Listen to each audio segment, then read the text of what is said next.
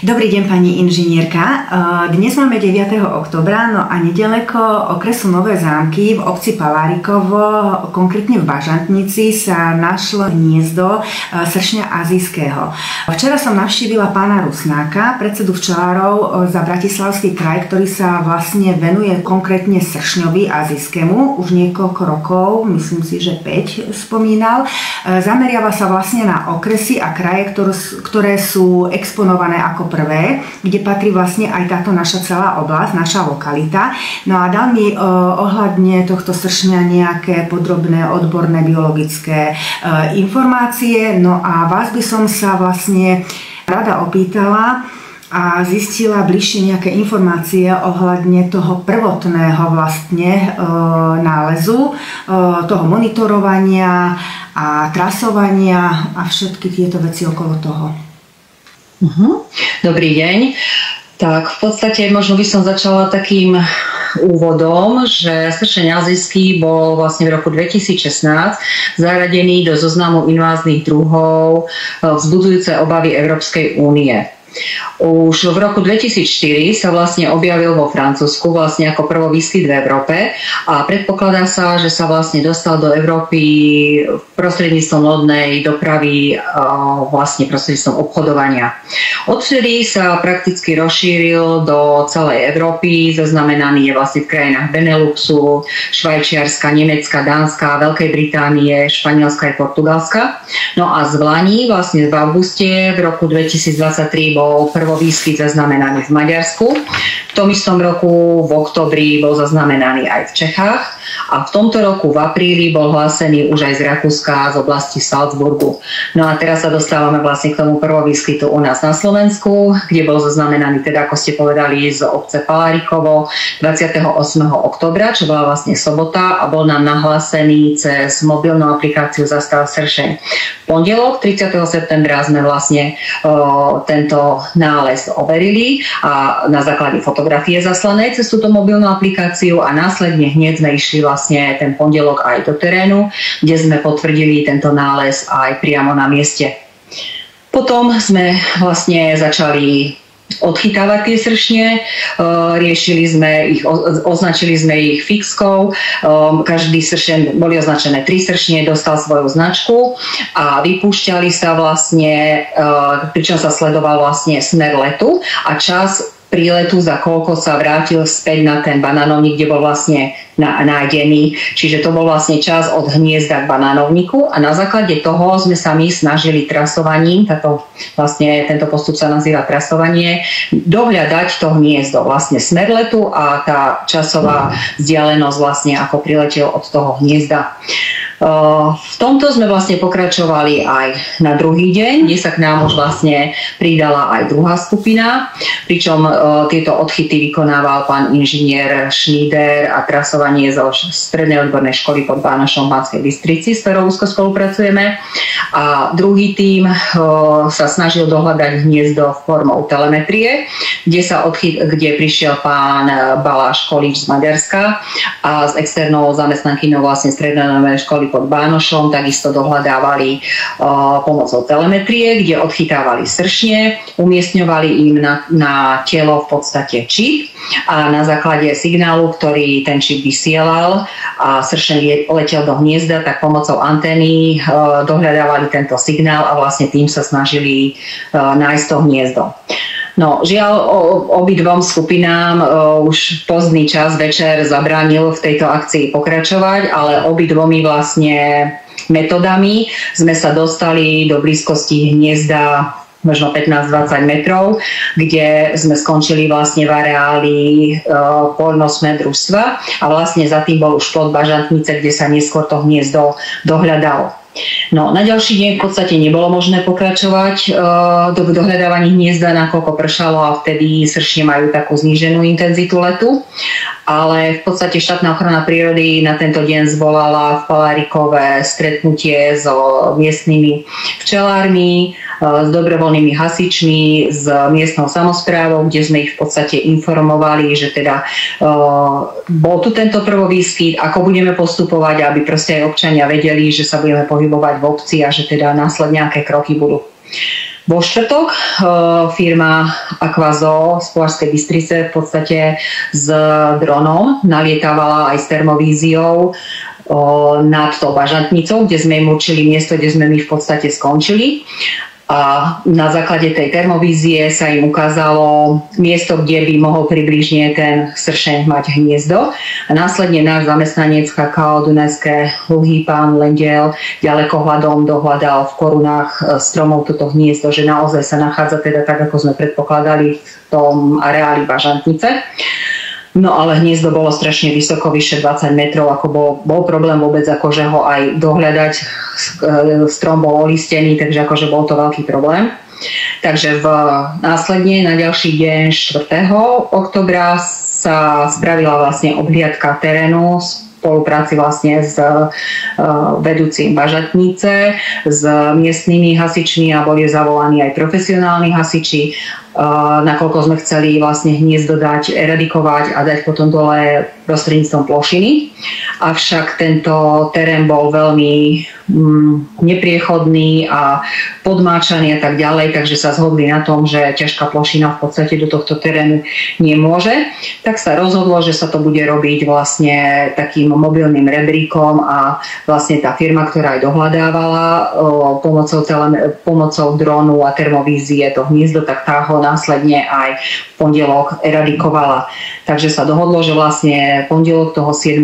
oktobra sa prebehne eradikácia v takých večerných hodinách, keď v podstate aktivita letu sršňa už ustáva a vlastne všetky jedince sa vracajú do hniezda, aby bol vlastne zachytený čo najväčší počet týchto jedincov.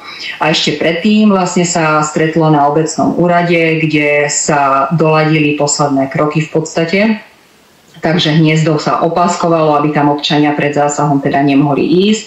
Vstup do Bažantnice zabezpečovala obecná polícia, no a okolo po 6. sa začal ten samotný zásah, v podstate eradikácie, kde to robila teda firma Aquazoo v spolupráci so strednou odbornou školou pod Bánošom a vlastne vypomáhali aj tieto miestni hasiči vlastne dobrovoľní z Palárikova.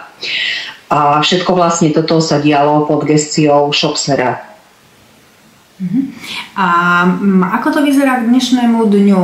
Keďže vieme, že bolo treba tých sršňov nejakým spôsobom omráčiť alebo nejakou chemikáliou zneškodniť, oni ešte pravdepodobne dožívajú, lebo nie na každého možno, že tá látka nejako hneď účinkuje. Hniezdo je, vieme, že komplikované, asi je podľa všetkého aj nejak pripevnené na kmeň stromu, čiže bude trošku problém ho aj dať dolu, takže bude to dosť náročná operácia, či? Určite, akože tu treba zdôrazniť, že naozaj je to ťažký terén, hniezdo je veľmi vysoko, akože do hniezda sa vstrekla vlastne chemická látka, ktorá ale naozaj musí účinkovať, takže nechávajme ju vlastne pár dní, akože aby ten účinok bol. V podstate aj tie sršne, ktoré v hniezde, tie robotnice neboli, dolietávajú naspäť a oni sa infikujú, takže akože aj týmto spôsobom budú v podstate eliminované. Pod hniezdo sa dala ešte aj plachta, aby keď budú padať, tak aby sme ich mohli potom dohľadať a v podstate vyzbierať. No a s tým, že zase opäť nám toto počasie takéto je, aké je, že prší, tak sme na budúci týždeň plánujeme to hniezdo potom dať dole. Nejakou osobou, teda už máme akože v konaní sme, ktorá má výškové práce v podstate a dala by to hniezdo, zlanila by ho v podstate dole, aby nebolo alebo aby čo bolo čo najmenej porušené, aby sme vedeli potom vlastne analyzovať následne to hniezdo a vedeli sme povedať, že teda čo sa tam udialo a v akom stave vlastne alebo v akom procese vývoja toho hniezda sme aktuálne sa nachádzali. No a samozrejme ešte okolo vlastne tohto hniezda po eradikácii boli rozostávané pasce, aby bolo možné tie sršne, ktoré neboli v hniezde, nalákať a vlastne odchytiť do tých pascí. A čo môžeme predpokladať, čo bude budúci rok? No, budúci rok nás čaká veľmi veľa práce, najmä v jarnom období, nakoľko sa môže stať, že teda tie budúce kráľovné sa spárili a vyleteli už z tohto hniezda, tým, že vlastne bolo pomerne neskoro vlastne hlásený tento výskyt a nájdené to hniezdo. A tým pádom bude potrebný intenzívny monitoring, ktorý bude tiež prebiehať, ale až v okruhu, dalo by sa povedať, až 20 km od tohto hniezda. Takisto budú sa musieť vytipovať línie, kde sa budú dávať tieto odchytové pasce, aby sa vlastne odchytili tie prezimujúce kráľovné. Ešte vlastne predtým, alebo teda vtedy, keď začnú vylietať, aby si zakladali nové to primárne hniezdo. A v podstate pasce budeme spolupracovať vlastne s monitoringom s miestnymi včelármi, alebo teda v okruhu tých 20 km včelármi. Nejaké ovocné sady budú vytipované a v okolí, alebo teda pozle štokov, kde je predpoklad teda, že tie sršne sa budú vlastne šíriť, lebo potrebujú vodu, potrebujú potravu a v podstate akože aby sme zachytili tieto línie. No, dôležitý je teda tento jarný, ale v podstate chcem vyzvať teda občanov, aby monitorovali v podstate akože celoročne, hej. V súčasnosti nie je potrebné podliehať nejakej panike tým, že je to prvovýskyt, ale v podstate nemôžeme situáciu ani podceniť a preto si treba všímať naozaj to okolie, jednak teda v tom jarnom období, ako som povedala, potom vlastne to je to obdobie od marca do takého mája, kde je toto sekundárne hniezdo, teda primárne hniezdo a od júna do novembra vlastne rastie to sekundárne hniezdo a ono môže byť vlastne takto, ako bolo teraz vysoko na stromoch, ale môže byť aj tie jarné v rôznych škárach, v úloh, pod strechami domov. Proste ten druh je nevyspytateľný, takže treba mať proste oči otvorené a snažiť sa teda pozerať a v prípade nejakých potenciálneho výskytu, hej, že človek predpokladá, že by to mohol ten druh byť, posielať nám to na štátnu ochranu prírody, kde vlastne občania to môžu nahlasovať jednak cez našu stránku na www.shop.sk, kde máme zriadený link cez systém rýchleho varovania. Môžu to robiť cez tú mobilnú aplikáciu Zastav sršňa, ktorú som už spomínala, ktorú vytvoril Ekofond SPP, alebo aj priamo posielať na mail sršen@sobsero.sk. A v podstate zo všetkých týchto troch miest sa údaje sú zasielané na šopku štátnu ochranu prírody Slovenskej republiky, ktorá vlastne verifikuje tie údaje a v prípade potreby vlastne ide overiť alebo sa spojí s občanom, odkonzultuje si to a tak ďalej. A vlastne ten celý proces, ktorý sme my už podstúpili v Palárikove, by sa teda dial, ak by nastala situácia teda aj na inom mieste. Ešte som chcela spomenúť, že v podstate dôležité je aj všímať si teraz zimné obdobie, že síce už akože sršne nebudú lietať, to pôvodné hniezdo zanikne, ale dôležité je povedať, že opadnú listy zo stromov a tie hniezda síce už neobsadené, ale bude vidno na tých stromoch a v podstate aj to je pre nás informácia, že ten sršen teda tu bol, že treba aj tú oblasť intenzívniť monitoringu. A ešte by som sa chcela spýtať, včera som sa dozvedela od pána Rusnáka, ako vlastne funguje vývoj tých sršňov a na základe toho zhruba tých 80 cm, čo mohlo mať to hniezdo, tak sa dá predpokladať, že tie kráľovné už vlastne sú rozmnožené. No, toto sa nedá sa povedať, akože párenie prebieha, aspoň také poznatky vlastne z okolitých štátov je od augusta do novembra. Čiže v podstate my sme v takej polovici, ale nevieme to povedať s presnosťou, kým nedáme dole vlastne to hniezdo a na základe tých jednotlivých plastov z analýzy hniezda nezistíme teda, že v akom stave je. A tam budeme vedieť už potom presne povedať. Ale je vysoká pravdepodobnosť, že tie kráľovné už časť z nich vyletela. A čo sa týka toho DNA, čo nám to môže povedať, okrem toho, že budeme vedieť, odkiaľ to vlastne doletelo? Pomôže to? Alebo závisí, to vlastne budú robiť vedecké inštitúcie a v podstate závisí od toho, že čo si stanovia za cieľ. Jednak by mohli zistiť, keď budú mať DNA vzorku vlastne z Maďarska trebárs, hej, tak porovnať, či je to teda sršeň z Maďarska, alebo možno prišiel dopravou z niekade, ale akože najväčšia pravdepodobnosť je, že sa teda šíri z toho juhu. A potom vlastne dalo by sa povedať aj, že či keď teda odobraté vzorky boli, že či sa jedná o jedince z jedného hniezda, alebo je treba z viacej tých hniezd. Takže ako tých informácií sa dá z toho získať veľa, aj pomer pohlavy a tak ďalej, ale ako to je akože taký beh na dlhé trate ešte. Z mojej strany je to teda všetko. Myslím si, že všetko dôležité som sa spýtala. Keby niečo našich divákov zaujímalo, určite nám napíšu a ja by som vás potom kontaktovala, ak to bude možné. Dobre, a ešte ja by som chcela na záver vlastne zdôrazniť, že bez spolupráce všetkých týchto zainteresovaných subjektov, teda štátnej ochrany prírody, vedcov, hasičov, samosprávy, tej strednej odbornej školy pod Bánošom a všetkými vlastne firmami, ktorá dohľadala, eradikovala a tak ďalej, že nebolo by možné vlastne takto úspešne zvládnuť tú akciu a dohľadať hniezdo a vlastne touto cestou by som sa im všetkým chcela aj v mene ŠEPSE poďakovať za výbornú spoluprácu a takisto aj verejnosti, ktorá si všíma to okolie a poprosiť ju, aby si všímala to okolie aj naďalej a teda bola ostražitá. Veľmi pekne vám ďakujem za váš čas. Pekný deň. Do počutia. Pekný deň, do počutia. Dobrý deň. Mala by som niekoľko otázok smerujúcich na Ministerstvo životného prostredia Slovenskej republiky, ak dovolíte. Dobrý deň. Dobrý deň. Pán inžinier, podľa zákona 150 z roku 2019 v paragrafe 3 sa spomína, že vlastník pozemku by mal odstrániť invázny druh, konkrétne v našom prípade sa jedná o sršňa azijského. Čo v prípade obytnej zóny? Ide teda o život ohrozujúcu situáciu. Nemali by v tomto prípade zasiahnuť nejaké záchranné zložky, napríklad hasiči? Je v tomto prípade aj nejaká výnimka, alebo sa pripravuje nejaká legislatívna zmena?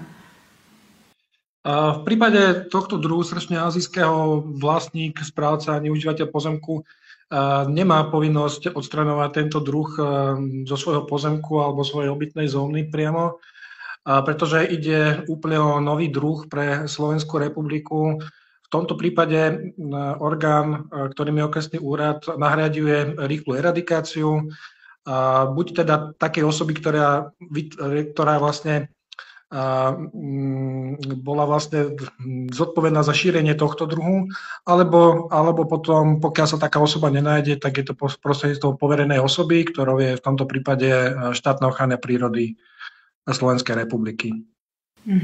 A ako by mali postupovať občania v tejto situácii? Občania by mali postupovať veľmi jednoducho. Táto téma sa týka primárne včelárov a ovocinárov. Tieto skupiny by si mali dávať na to, čo im vlieta v záhrade, najväčší pozor. Mali by teda primárne, keď teda spozorujú sršňa alebo nejaký teda hmyz, ktorý predtým nevideli, tak mali by nahlásiť túto skutočnosť cez aplikáciu. Táto informácia sa dostane štátnej ochrany prírody. Štátna ochrana prírody by mala reagovať tak, že by mala tento druh overiť a následne sprocesovať aj cez okresný úrad zásah, ktorý by bola vlastne tá rýchla eradikácia. A ako postupujú v tomto prípade obce a mesta? Vyhlasujú výnimočný stav, alebo aký je tam postup? Zohráva v tomto smere úlohu aj okresný úrad, odbor krízového riadenia? V tomto prípade nezohráva žiadnu úlohu. Ten postup je rovnaký, ako som povedal predtým. V zásade ide o to, že by sa ten výskyt potvrdil, musí ho potvrdiť vlastne organizácia, ktorá je za to zodpovedná, to je štátna ochrana prírody.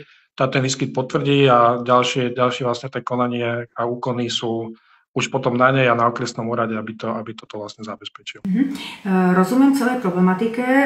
Toto sa vlastne týka aktuálneho stavu. A čo v prípade, že už sa stane vlastne ten sršeň súčasťou našej prírody? Ako to vidíte legislatívne? Ostane to na pleciach vlastníkov, alebo bude preberať teda tie povinnosti štát? Príde k nejakej zmene v legislatíve? Určite táto záťaž by nemala zostať na pleciach vlastníka. Tento problém si uvedomujeme, nie je to problémom iba sršňa, ale aj niektorých ďalších druhov živočíchov. Čiže tú zodpovednosť by mal v týchto prípadoch prevziať za seba štát. Určite ale však bude potrebná súčinnosť občanov, hlavne vlastne tých skupín, ktorí sa to hlavne týpka, ako som spomínal, včelárov, ovocinárov. Títo budú vlastne týmto sršňom najviac dotknutí. No a naozaj treba tú súčinnosť v tom, aby sme tento druh veľmi rýchlo identifikovali, pokiaľ tam je, a došlo k veľmi rýchlemu zničenia hniezda, pretože naozaj treba povedať, že ten druh sa dokáže veľmi rýchlo šíriť. Ak by došlo k vyleteniu kráľovien, tak to by naozaj tú situáciu skomplikovalo. Čiže vyslovene treba to tak brať, že tí občania by nám vedeli najlepšie pomôcť, keď čím skôr nám ho nahlásia, tým to bude samozrejme lepšie, aj operatívnejšie, aj efektívnejší ten zásah bude. A menej škôl sa napácha. A v tejto chvíli máme nejaké novšie informácie, alebo zatiaľ je to v tej fáze, o čom vieme, čo sme dostali informácie? Zatiaľ je to v tej fáze, o čom vieme. Samozrejme, snažíme sa vytvoriť nejaký ďalší monitoring a ďalší postup, aby v prípade, že tých miest by mohlo byť viac, tak aby sme to vedeli veľmi rýchlo a účinne identifikovať. Tak z mojej strany je to zatiaľ všetko. Veľmi pekne vám ďakujem za rozhovor. Želám všetko dobré a pekný víkend. Ďakujem aj ja za pozornosť. Podobne pekný víkend. Ďakujem, do počutia.